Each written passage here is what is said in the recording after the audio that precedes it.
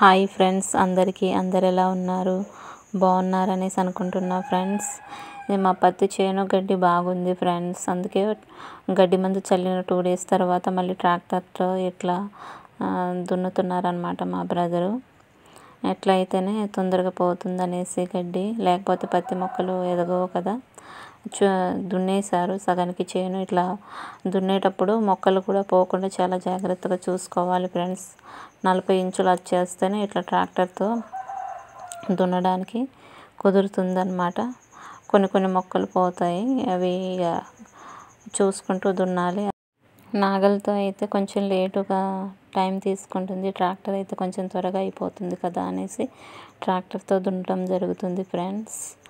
ఆ ట్రాక్టర్తో కూడా కొంచెం చివరన ట్రాక్టర్ తిప్పేటప్పుడు ఒకసారి నుండి ఇంకోసారికి తిప్పేటప్పుడు మొక్కలు కొన్ని తొక్కేస్తుంది అనమాట. అయినా కూడా ఇది కొంచెం త్వరగా అయిపోతుంది కదా అన్నట్టు ట్రాక్టర్తో దున్నడం జరుగుతుంది.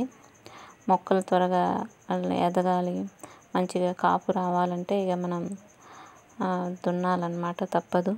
Thank you friends. నా వీడియో కనుక నచ్చినట్లయితే please like, share and subscribe my channel. మరిన్ని వీడియోల కోసం నా ఛానల్ని ఫాలో అవ్వండి ఫ్రెండ్స్. Thank you.